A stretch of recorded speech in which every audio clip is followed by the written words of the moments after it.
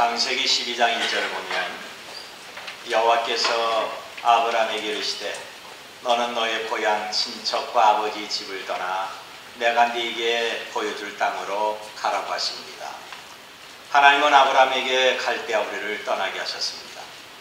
아브라함이 이처럼 부르심을 받고 갈대아 우리를 떠나게 한 이유는 땅의 모든 족속이 그로 말미암아 복을 받게 하려 하심입니다. 그래서 믿음의 조상 아브라함은 선교적인 사명을 띠고 갈대아 우리를 떠나 하나님이 지시하는 가나안 땅에 가게 됩니다. 그들을 이어 이삭과 야곱과 요셉 그리고 다윗 왕과 이스라엘 역대 왕들도 알게 모르게 복음을 전하는 귀한 선교적 사명을 갖게 된 것입니다. 이스라엘의 왕과 귀족들과 일반 백성들 그리고 제사장들은 다 하나님만 섬기며 우상이 아무것도 아닌 것을 보여줘야 됩니다. 이것이 곧 선교며 이렇게 할 때 하나님은 이들에게 복을 주십니다. 그런데 왕과 귀족들과 백성들이 하나님을 떠나서 우상을 섬긴다면 이것은 복음 전환과 선교를 잊고 하나님의 영광을 가리웠기 때문에 하나님이 이들을 징계하셨습니다. 우리의 구주 되신 예수님은 죄인을 구원하신다는 선교적 사명을 갖고 이 땅에 오셨습니다. 예수님의 사역 그 자체가 복음을 전부하는 선교의 생활이었고 예수님의 죽으심과 부활과 승천하심도 선교 그 자체였습니다. 마태복음 28장 19절과 20절을 보니까 이러므로 너희는 가서 모든 민족으로 제자를 삼아 아버지와 아들과 성령의 이름으로 세례를 베풀고 내가 너희에게 분부한 모든 것을 가르쳐 지키게 하라. 볼지어다 내가 세상 끝날까지 너희와 항상 함께 있으리라고 했습니다. 예수님이 승천하기 직전에 부탁은 제자들이 모든 민족에게 복음을 전함으로 구원시키라고 하는 선교적인 사명인 것입니다. 성령이 임한 것은 믿는 자가 권능을 받고 땅끝까지 예수님을 말하고 복음의 증인이 되기 위한 것입니다. 제자들이 수많은 환난과 박해 가운데 고난을 당하고 매를 맞고 감옥에 갇히고 빼앗기고 심지어는 순교하면서도 감당한 것은 예수님의 말씀을 전하는 복음과 선교 때문에 그런 것입니다. 디모데후서 4장 2절 보니까 너는 말씀을 전파하라. 때를 얻든지 못 얻든지 항상 힘쓰라고 했습니다. 이 말씀은 선교사 바울이 선포한 설교입니다.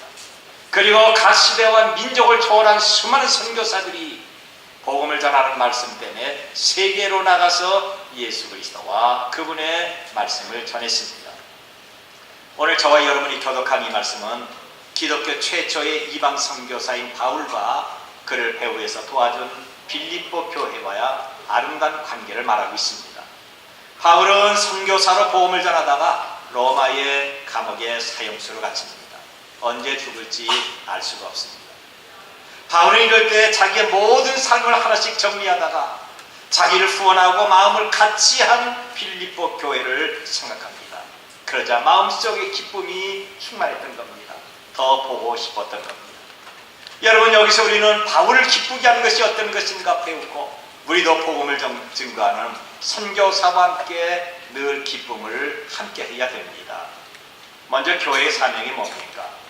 교회는 복음 전하는 것과 선교를 우선해야 됩니다. 복음 증거하는 것과 선교, 이것이 우리 종안제일교회의 존재의 목적입니다. 여기 10절을 보니까 내가 주 안에서 크게 기뻐함은 너희가 나를 생각하던 것이 이제 다시 싹이 나니니 너희가 또한 이를 위하여 생각하나 있으나 기회가 없었느니라 그랬습니다. 여기 생각이라는 단어가 두 번이나 나옵니다. 빌립보 교회가 선교사 바울을 생각했다고 하는 겁니다. 우리가 돕고 기도해주고 우리가 헌금을 하고 우리를 사랑하는 사도 바울은 지금 무엇을 하고 있을까? 지금 선교사님이 당하는 어려움은 어떤 것일까? 이들은 복음을 전하다가 감옥에 갇힌 선교사를 생각을 합니다. 그의 설교와 가르침을 생각하고 걱정하면서 이제 기도하는 것입니다. 이런 마음이 멀리 감옥에 있는 바울에게 큰 기쁨이 됐다는 것입니다. 그렇지, 나는 역시 혼자가 아니야. 내 곁에는 빌립보 교회가 있지. 그들은 여전히 나를 사랑하고 나를 위해서 기도하고 있다. 여러분, 이것이 바울에게 큰 위로와 힘이 됐고 그에게 기쁨이 됐습니다. 내가 지금은 복음 때문에 감옥에 갇혀 있지만 나를 생각하고 믿음으로 기도하는 빌립보 교회가 있는 한 바울은 절대 혼자가 아니었습니다. 그는 결코 외롭지 않았습니다. 그가 지금까지 사역한 것이 헛된 것이 아님을 알았던 것입니다. 이것을 생각할 때 마음속에 기쁨이 충만했던 것입니다. 작년에 금강산에서 이산가족이 서로 만났습니다. 매년 한 두어 차례씩 해야 될 것인데요. 한 60여 년 만에 그토록 보고 싶고 사랑하는 가족들을 저들이 만났습니다. 그동안에 늙어서 손과 얼굴에는 주림이 쭈글쭈글하고 다리에는 힘이 빠지고 부축을 받으며 허리가 구부정한 부부가 서로 만나서 다정하게 손을 잡았고 부모와 자녀는 끌어안고 한참을 웁니다. 형제와 자매는 얼굴을 확인한 후에 또 한참 울었습니다. 이것을 보는 사람도 울었고 취재 기자도 눈물을 흘립니다. 그런데 너무 길게 헤어졌다가 짧은 만남이었습니다. 이들이 함께 있는 시간은 너무나도 짧았습니다. 이들이 3일 만에 헤어지는 그날에 남과 북의 가족은 다시 끌어안고 서글프게 울었습니다. 그러면서 하는 말이, 이제 우리는 다시 볼 수가 없지. 다시 만나지 못해도 우리 절대 잊지 말자. 우리 서로 생각해야 된다. 우리 잊으면 안 돼. 그러면서 하나의 징표를 줍니다. 그것은 선물을 주고받는 것이 아니라 하늘의 보름달을 가리키면서 저 달이 환하게 떠오를 때 우리 서로 생각하자. 그리고 잊지 말고 건강하게 살아야 된다. 우리 건강하게 살자. 그러면서 이산가족은 서로 끌어안고 울다가 결국 남북으로 갈라졌습니다. 그의 이산가족들은 보름달이 떠오를 때마다 지금 이 시간에 내 아버지와 어머니, 사랑하는 내 자녀들, 내 가족들은 저 달을 보고 있겠지. 그러면서 그리워하고 혼자 눈물을 흘리고 있는 것. 여러분, 부부와 부모, 자녀의 사랑이나 형제의 그림과 우애는 서로 생각하는 것부터 시작이 되는 겁니다. 생각하지도 않고 관심도 없으면 절대로 사랑할 수가 없는 거죠. 전혀 생각하지 않는 사람에게 무엇을 부탁할 수도 없고 이런 사람들에게 어떤 것을 기대할 수도 없다고 하는 것입니다. 오늘 하나님과 교회를 위한 봉사가 과연 어떤 것입니까? 남을 생각하는 데서부터 시작이 됩니다. 내가 예수님을 생각합니다. 내가 교회를 생각합니다. 여러분이 목사를 생각하고 목사는 여러분을 생각합니다. 바로 이럴 때 사랑이 싹트고 헌신한 마음도 생기고 봉사가 있는 것입니다. 일주일 내내 하나님과 교회를 생각하지 않는 사람이 교회에서 무엇을 어떻게 하겠습니까? 여러분들이 목사를 생각하고 기도할 때 목사를 아끼고 사랑할 수가 있고, 여러분들이 구역을 생각할 때 구역에 애착이 있고 사랑으로 충만해지는 것입니다. 목사가 교회를 생각하고 여러분을 내 마음속에 담을 때 여기에 사랑이 있고 기쁨이 있지 않습니까? 학생이 공부에 전혀 관심도 없다면 그는 좋은 성적은 포기해야 됩니다. 남편과 아내가 관심도 없고 서로의 생각도 없다고 한다면 그 가정은 얼마나 불행하겠습니까? 직원이 자기의 직장을 생각하지 않으면 회사는 점점 어려워질 것입니다. 대통령과 국회의원과 정치인들이 나라와 민족을 생각하지 않으면 국가와 국민은 정말 많은 어려움을 당합니다. 오늘 우리는 빌립보 교회가 멀리 떨어져 있는 사도 바울을 끝까지 잊지 않고 마음에 든 것을 우리도 기억하도록 하십시다. 바울이 자기의 몸이 되든지 감옥에 있든지 그를 생각하고 그를 위해서 기도하고 관심을 갖고 있었습니다. 바울이 이것을 알았을 때 큰 기쁨을 갖습니다. 어찌 기쁨이 없겠습니까? 이제 우리 종암교회는 복음을 증거하면서 선교하는 교회로 더 업그레이드 해야 됩니다. 우리가 복음을 더 열심히 전하고 선교에 동참하며 선교사를 생각하고 기도함으로 서로가 하나님 앞에서 기쁨이 되어야 될 것입니다. 선교사는 우리의 기쁨이 되어야 될 것이고, 우리가 돕는 미자리 교회도 우리의 기쁨이 되어야 될 것이고, 우리의 선교사와 그 교회의 기쁨이 될 때 이것이 성도의 교제이며 복음의 능력이 되는 것입니다. 그리고 두 번째 볼 수 있는 것은 우리는 선교사의 사역에 함께 해야 됩니다. 우리는 관심만 갖고 말만 하는 것이 아니라 저들의 사역에 함께 동참해야 되는 겁니다. 여기 14절에 있는 말씀을 보면 그러나 너희가 내 괴로움에 함께 참여하시니 잘하였도다 라고 했습니다. 여러분, 사도 바울이 당한 괴로움이 어떤 것입니까? 그는 각처에 다니면서 선교할 때 당한 고난입니다. 그는 자기가 당한 괴로움을 12절에서 이렇게 말합니다. 나는 비천에 처할 줄도 알고 풍부에 처할 줄도 알아. 모든 일 곧 배부름과 배고픔과 풍부와 궁핍에도 처할 일체의 비결을 배운다. 이 말이 어떤 뜻입니까? 나는 불신자에게 손가락질 받고 멸시당하며 비천한 자가 됐다. 어떤 때는 믿는 자에게 사랑도 받았다. 어떤 때는 먹을 것이 없어서 며칠씩 내가 굶주렸다. 그럴 때 다행히 믿는 성도를 만나서 대접받는 일도 있었다는 겁니다. 그런데 이것은 바울 혼자만 겪는 것이 아닙니다. 빌립보 교회도 바울의 이런 고난에 함께했습니다. 이들은 사도 바울처럼 직접 선교지에서 이런 어려움을 경험하지 않았지만 바울을 생각하면서 금식하고 기도하는 겁니다. 그러니까 바울이 당한 고난을 조금이라도 이해하면서 그의 고난과 역경에 기꺼이 동참하게 된 것입니다. 우리가 선교사들이 받는 고난을 과소평가해서는 절대 안 됩니다. 이들은 언어가 다른 나라에 있습니다. 어려움 당할 때 아무도 그들을 도와주지 않습니다. 모든 것을 혼자 해결해야 됩니다. 마치 선교사들은 사지에 버려진 어린 양과 같은 것입니다. 역사, 문화, 전통과 지역이 다르죠. 풍습이 다르고 신앙이 다르고 음식과 환경이 전혀 다른 곳에 있습니다. 선교사들은 모든 일을 자기 스스로 해결하지 않으면 안 됩니다. 더군다나 선교사들은 돈을 갖고 다닌다, 이렇게 잘못 생각했던 강도들이 항상 기회를 엿보고 있습니다. 그래서 사람들에게 경계의 대상도 됩니다. 사람들에게 박해와 어려움을 당하도 아무도 도와주지 않습니다. 자기의 서정을 탁 터놓고 얘기할 친한 친구도 없습니다. 몸이 아파도 병원이 없는 곳에서 혼자 해결해야 되고, 먹는 것과 자는 것과 자녀 교육도 자기 혼자 해결해야 됩니다. 그래서 선교사는 늘 외롭고 항상 긴장합니다. 사도 바울은 데살로니가 교회, 고린도 교회 편지하면서 자기가 당한 고난이 어떤 것인가를 장황하게 이렇게 썼습니다. 고린도후서 11장 23절에서 28절을 보니까 내가 수고를 넘치도록 하고 옥에 갇히기도 더 많이 하고 매도 수없이 맞고 여러 번 죽을 뻔하였으니 유대인에게 40에 하나 감한 매를 5번 맞았으며 3번 태장으로 맞고 1번 돌로 맞고 3번 파손당하고 일주야를 깊은 바다에서 지냈으며 여러 번 여행하면서 강의 위험과 강도의 위험과 동족의 위험과 이방인의 위험과 신의 위험과 광야의 위험과 바다의 위험과 거짓 형제 중에 위험을 당하고 또 수고하고 애쓰고 여러 번 자지 못하고 줄이고 목마르며 여러 번 굶고 춥고 헐벗어노라.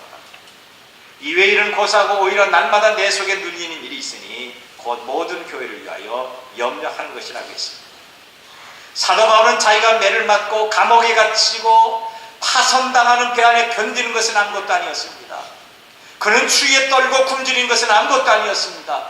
오히려 자기가 복음을 전하고 세웠던 교회가 잘 있는가 염려하며 근심할 때 이것이 그에게 큰 짐이 됐던 겁니다.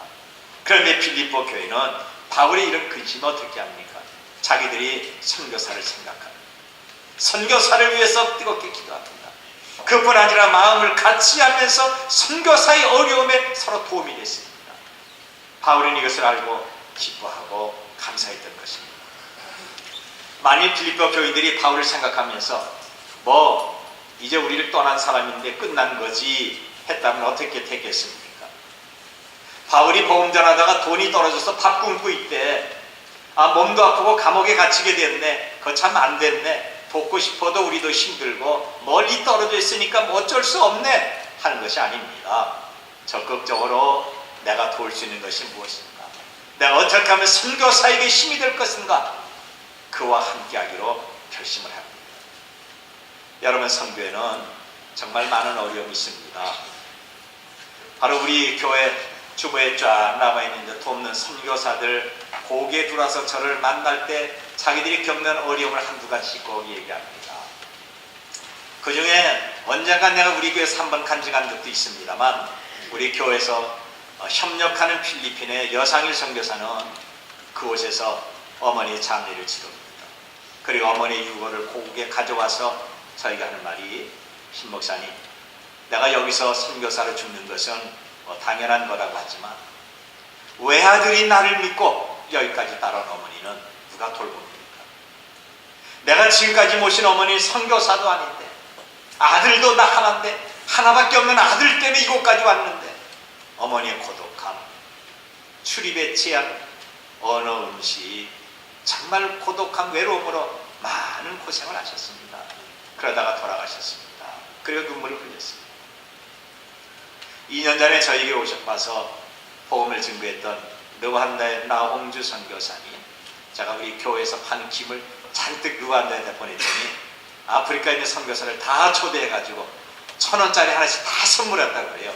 그리고 우리 교회를 위해서 엄청나게 통성기도 많이 했다고 그럽니다.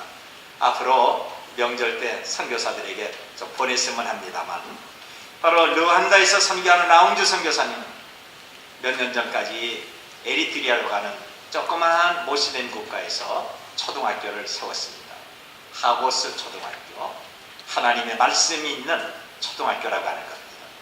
그런데 심각한 내전과 기독교인들의 대량 학살로 말미암아 UN 평화유지군이 철수합니다. 아무도 자기를 지켜줄 사람이 없습니다.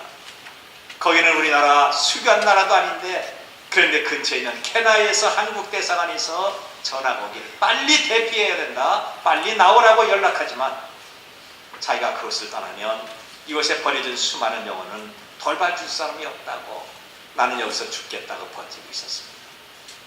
그러면서 내가 죽는 것은 순교라고 하지만 내 어린 자녀들, 이제 중학생, 고등학생 되는 자녀들, 선교사도 아닌데 누가 돌봐줍니까?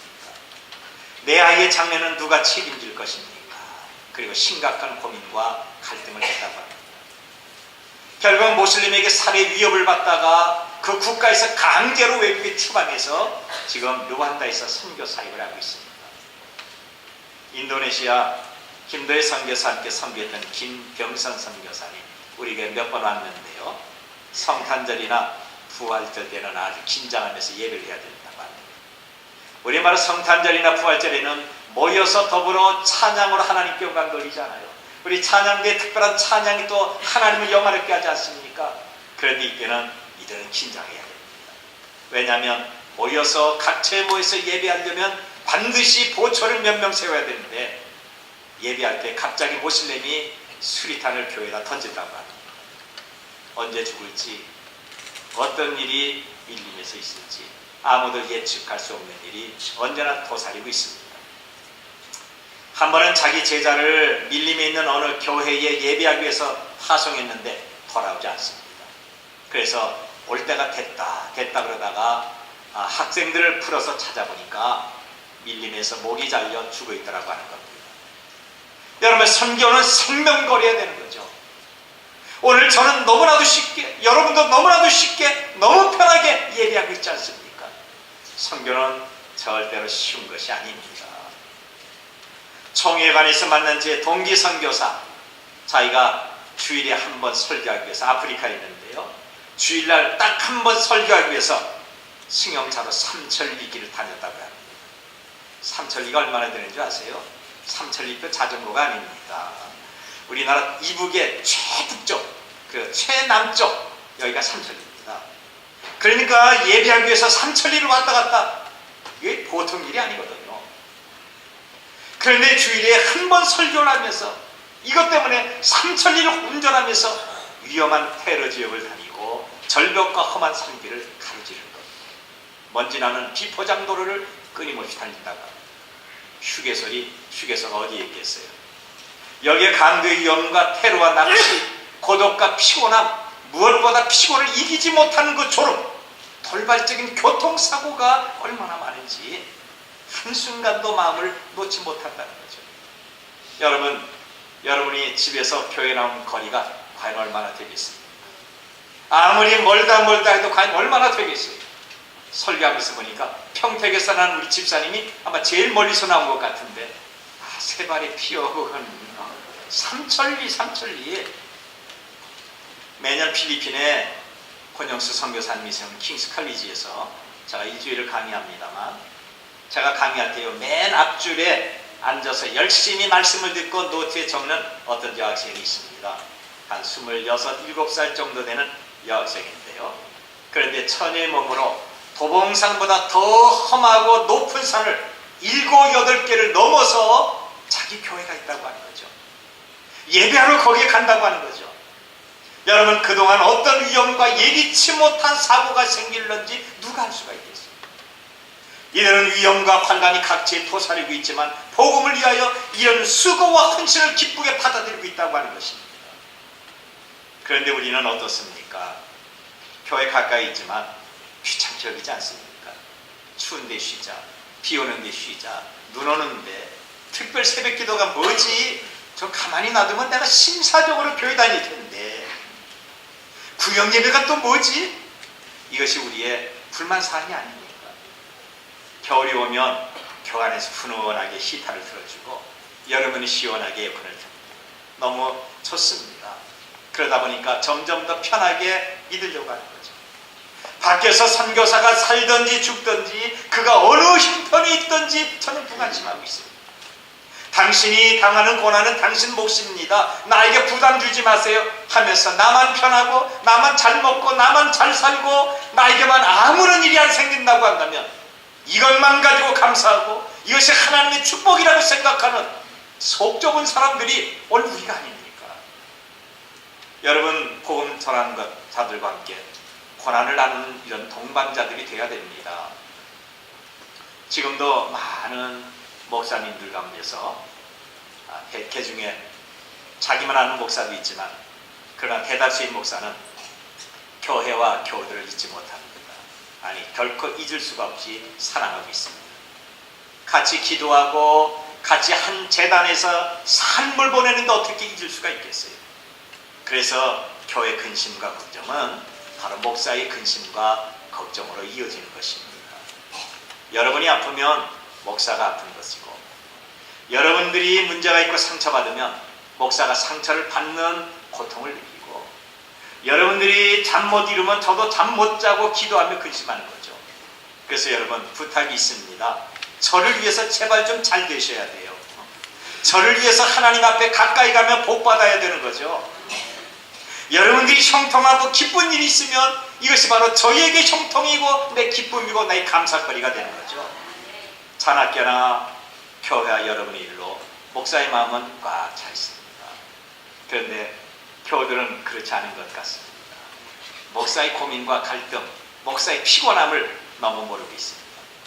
목사님이니까 당연히 그거 해야지. 목사니까 알아서 잘 처리할 거야. 목사님이 어떤 잘못이 있어서 하나님 앞에 내만나 보다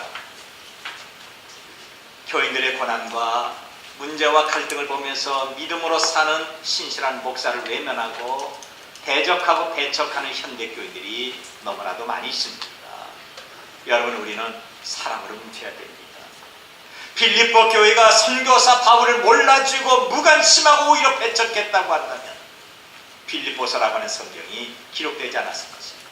아니, 빌립보서의 내용 자체가 기쁨과 소망이 아니라 책망과 비난으로 가득했을 것입니다. 그런데 이들은 선교사 바울을 잊지 않고 격려하며 기도하고 그의 사역에 동참했더니 성경의 내용은 기쁨과 소망과 행복으로 가득했던 겁니다. 이것이 선교사에게 함께하는 것이고 목사를 돕는 일입니다. 돕는 가운데 우리 모두에게도 이런 행복과 기쁨이 충만하기를 바랍니다. 그리고 마지막으로 보면 선교사에게 자원해서 헌금을 한 것입니다. 억지로 쥐어짜는 것도 아닙니다. 할 사람은 해하십시오. 그러면서 자원하게 만들었던 거죠. 여기 15절 보니까 빌립보 사람들아 너희도 알거니와 복음의 시초에 내가 마게도냐를 떠날 때 주고받는 내일의 참여교회가 너희 외에 아무도 없었느니라. 여기 주고받는 내일은 사도 바울에게 선교 헌금을 한 겁니다. 비록 빌립보 교인들이 직접 해외 나가서 선교하는 못하지만 이제 바울에게 계속적으로 선교헌금으로 지원함으로 선교를 효율적으로 하게 만들었던 것입니다. 16절을 보니까 데살로니가 있을 때에도 너희가 한 번뿐 아니라 2번이나 나의 쓸 것을 보내었다 그랬습니다. 많은 교회가 있지만 바울에게 어떤 교회가 지속적으로 헌금을 합니다. 빌립보 교회입니다. 여러분, 이 당시 빌립보 교인들이 잘 살고 있는 것은 아니었습니다. 사람들의 인심이나 경기가 좋은 것도 아니고 정치나 사회 구조가 안정된 것도 아닙니다. 이렇게 힘들고 극심한 경제난과 가난 가운데서 내가 어떻게 선교 명령을 감당할 수가 있을까? 내가 직접 해외로 나가서 복음을 증거하지 못하지만 어떻게 하면 주의 말씀대로 순종하면서 복음에 도움이 될 것인가? 그러면서 선교사를 생각하고 있는 겁니다.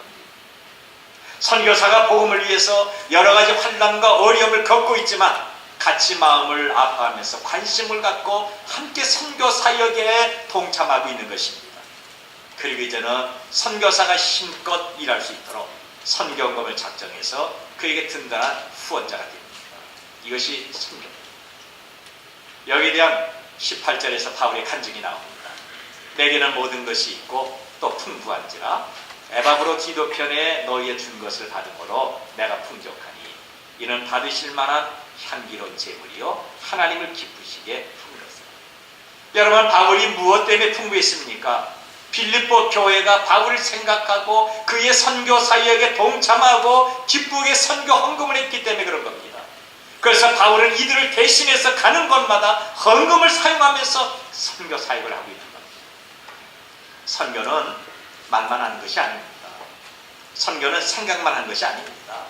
선교는 기도만 한다고 되는 것이 아닙니다. 내가 주일을 해야지, 정말 주일을 열심히 해야지 마음 먹는다고 이것이 주일은 아니란 바로 거죠. 학생이 내가 열심히 공부해서 좋은 대학교에 들어가야 될 텐데 하고 마음만 먹는다고 대학교에 저절로 입학하는 것은 아니지 않습니까? 고린도후서 11장 9절 보니까 또 내가 너희와 함께 있을 때 비용이 부족하였을 때 아무에게도 누를 끼치지 아니하였으면 마케도니아에서 오는 형제들이 나의 부족한 것을 보충하였다고 했습니다. 여기에서 바울은 고린도 교인들에게 이렇게 간증합니다. 내가 선교 사역으로 봉사할 때 선교비가 없어서 걱정도 하고 선교를 중단할 위기에 놓였습니다. 그런데 그럴 때 빌립보 교회는 내가 쓸 선교금을 계속 보내줬습니다. 그래서 나는 효과적으로 복음을 전할 수가 있었습니다. 바울은 이들에게 보내준 선교금을 결코 잊은 적이 없습니다. 그 헌금으로 생명 살린 일에 힘썼다고 하는 겁니다. 선교사 파송에는 두 가지가 있습니다. 내가 나가지 못할 바에는 두 가지가 있는데요. 하나는 우리 교회가 선교사를 단독으로 파송하는 것입니다. 이것은 그 선교사가 쓸 모든 생활비 전체를 부담하는 거죠. 선교사가 사택을 구입하거나 교회를 건축하거나 학교나 유치원을 세우고 승용차를 구입하고 신학교를 세우면서 신학생을 먹이고 입히고 가르치며 교수들에게 봉급을 줍니다. 그리고 선교사가 먹고 살아야 되는 경비가 있습니다. 이들의 모든 선교 활동 비용을 한 교회에서 부담하고 있는 거죠. 다시 말하면 선교사가 모든 것에 부족함이 없도록 한 교회가 책임을 지는 겁니다. 그래서 작은 교회는 재정의 압박으로 단독 선교사를 파송할 수가 없습니다. 우리가 단독 선교사로 김도회 선교사를 파송했다고 하지만 그를 지원한 일에는 아주 한 작은 부분에 불과한 것입니다. 그리고 또 하나는 선교에 협력하는 겁니다. 현재 우리 교회에서 실행하고 있는 17명의 협력 선교사가 바로 그겁니다. 한 교회에서 그 선교사의 모든 선교비를 다 지원할 수 없기 때문에 여러 교회가 조금씩 모아서 한 명의 선교사를 집중적으로 후원하는 겁니다. 그 선교사가 교회를 건축하든지 사택을 구입하든지 어떤 선교 장비를 구입하든지 그의 생활비와 선교비를 여러 교회가 모아서 전달하며 기도할 때 이것이 협력 선교라고 합니다. 선교를 할 때는 이 두 가지를 다 병행해야 됩니다. 하나님은 우리 종합제일교회를 이처럼 사랑하사 여기까지 인도해 주셨습니다. 이제는 하나님께 감사하면서 받았던 복음의 빛을 갚아야 됩니다. 우리가 선교를 하든지 아니면 교회를 개척하든지 아니면 기독교 사회 단체를 만들어서 복음에 전력해야 되지 않습니까? 더군다나 우리 종합제일 출신들이 선교사로 많이 파송되어 있는데 집중적으로 도와줘야 되지 않습니까? 이 선한 일에 우리가 정말 함께 해야 됩니다. 선교사를 파송하는 일, 농어촌 미자립교회 목사들 아니면 전도자들이 얼마나 힘들게 목회하고 있는지 계속 지원해야 됩니다. 세계적으로 일하는 기독교 사회 단체도 후원해야 됩니다. 이들은 우리를 대신해서 복음을 전하고 봉사합니다. 그래서 우리는 지난주 오후 찬양 예배 때 선교위원회 헌신 예배를 했고, 오늘 선교헌금을 작정하면서 나도 선교의 후원자가 되고 미자립교회를 돕는다는 일에 한몫한다는 마음을 갖습니다. 여러분 선한 일에 참석하십시다. 이것을 하나님이 가까이서 복을 받는 것입니다. 선교에 동참하는 빌립보 교회는 어떤 복을 받습니까? 하나님은 모든 일과 교우들을 풍성하게 축복하신 겁니다.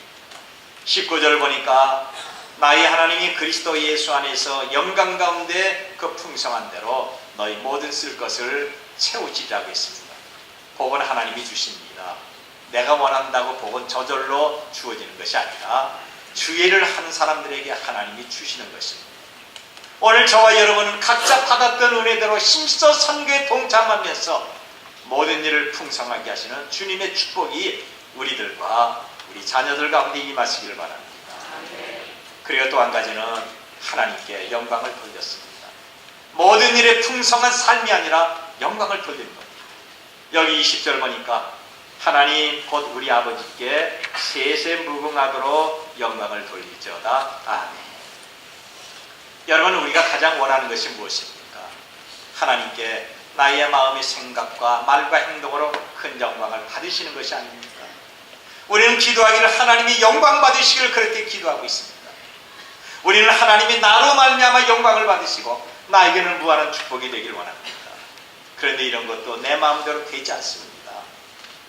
여러 가지가 있겠지만 그 중에 가장 크고 가장 기본되는 것은 내가 복음과 선교에 함께 참석하고 그 일을 기쁘게 감당하는 것입니다. 이럴 때 하나님은 나로 말미암아 영광을 받으십니다.